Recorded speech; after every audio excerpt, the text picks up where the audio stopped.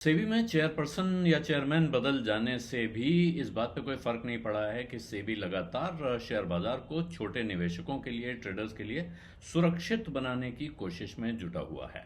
और अभी सेबी ने नए नॉर्म्स जारी कर दिए हैं और जिसके हिसाब से जो नए रूल्स आए हैं उसके हिसाब से अब वो एसएमई आईपीओ के जो नियम हैं, जो नॉर्म्स हैं, उनको वो और टाइट कर रहे हैं, कड़े कर रहे हैं, ताकि यहाँ छोटे निवेशकों के साथ धांधली कहिए, धोखाधड़ी कहिए, या उनके लिए खतरा या जोखिम कम किया जा सके।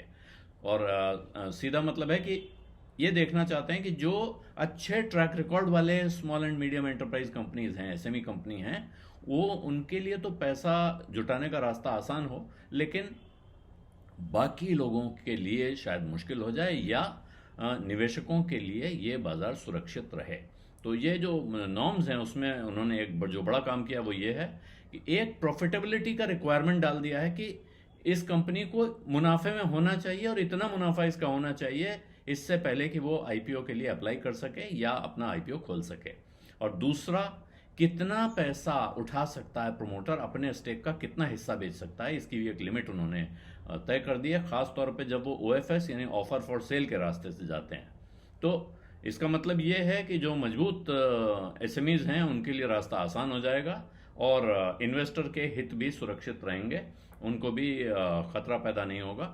कारण यह है कि पिछले दिनों बहुत एसएमई आईपीओ की एक बड़ी लंबी लाइन लगी हुई है। आप चारों तरफ देखते होंगे कि एक के बाद एक एसएमई आईपीओ खुल रहे हैं और लोग भी उसमें, हालांकि पहले से उसका कैप है, उसमें ज़्यादा पैसा लगाना पड़ता है, फिर भी लोगों में हौसला और हिम्मत पिछले 4-5 सालों में तेज़ बाजार देख के बहुत बढ़ा हुआ था और ऐसे में वो लोग उसमें कूदने में हिचकिचा नहीं रहे थे।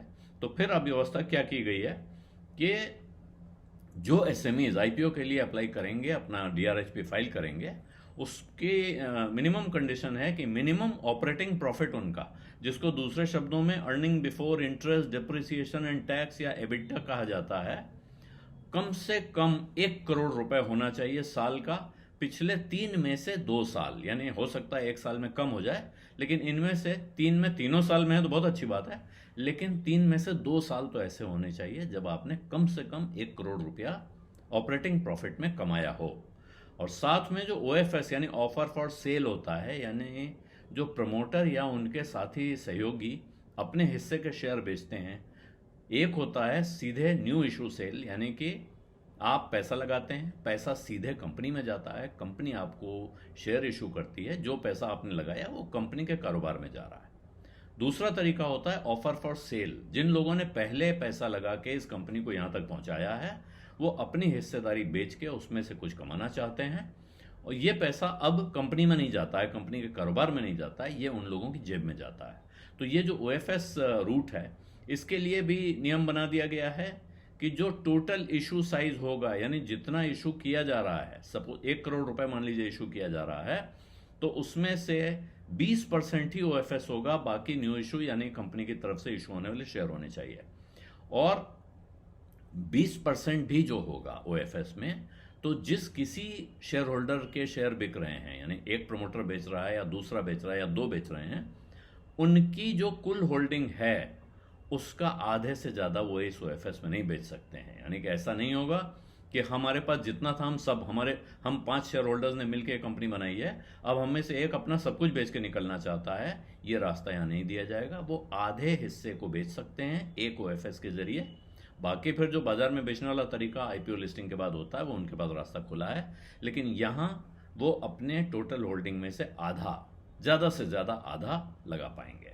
और इसके अलावा जो प्रमोटर्स की शेयर होल्डिंग है, जो मिनिमम प्रमोटर कंट्रीब्यूशन है उसके ऊपर, उस पर एक लॉक इन पीरियड नए तरीके से इसमें इम्प्लीमेंट किए जा रहे हैं, जिसमें जो एक्सेस होल्डिंग होगी उसमें से आधा 1 साल बाद रिलीज होगा और आधा जो बचा हुआ है वो 2 साल बाद, यानी 1 साल और 2 साल के 2 लॉक इन इसमें लग गए हैं अलग अलग हिस्सों पर।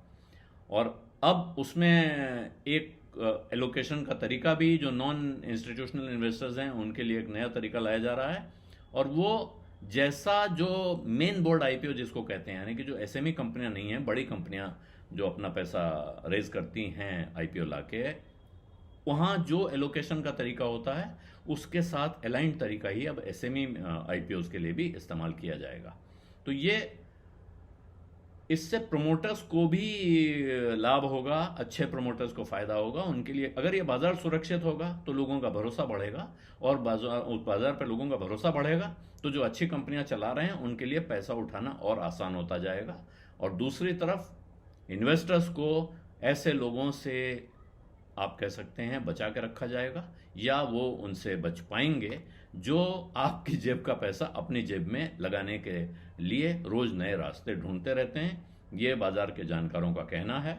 और जो इसके बाद कंपनी क्या खर्चा करने जा रही है, इस पर भी एक तरह के नियम साथ में आ रहे हैं। एक चीज कही जाती है जनरल कॉरपोरेट पर्पजेज। जब वो कोई कंपनी पैसा उठा रही है तो वो कहती है हम जनरल कॉरपोरेट पर्पजेज के लिए पैसा उठा रहे हैं। ये जनरल कॉर्पोरेट पर्पस होता है, मतलब हम कंपनी के कामकाज में कहीं भी इस्तेमाल करेंगे, नहीं बताते हैं कि इसका इस्तेमाल कहाँ कहाँ। मान लीजिए नई मशीन खरीदने के लिए, नई ज़मीन खरीदने के लिए, नई फैक्ट्री लगाने के लिए, कैपिटल इन्वेस्टमेंट में होने जा रहा है या वर्किंग कैपिटल में होने जा रहा है, वो कहते हैं जनरल कॉर्पोरेट पर्पजेज। नहीं, हमारा जहाँ मन आएगा खर्चा करेंगे।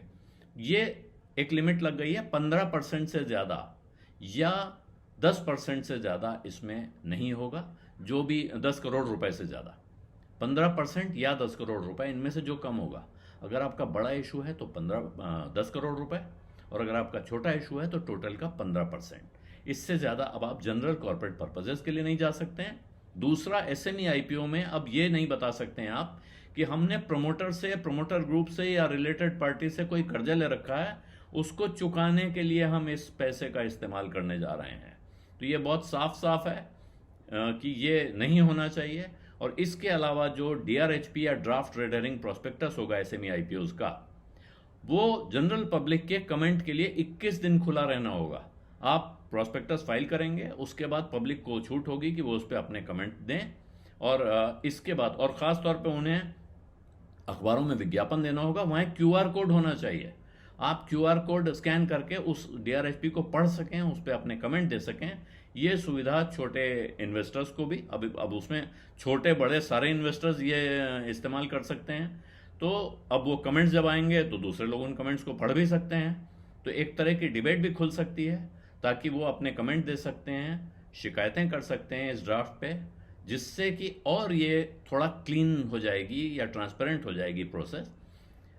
कुल मिला के कहें तो सेबी और सख्ती बरतने की कोशिश कर रहा है, ताकि जो छोटा इन्वेस्टर इस बाजार में आता है, जिसको बाजार की बहुत अच्छी जानकारी नहीं है, वो किसी भी तरह के जाल में फंसने से बच सके।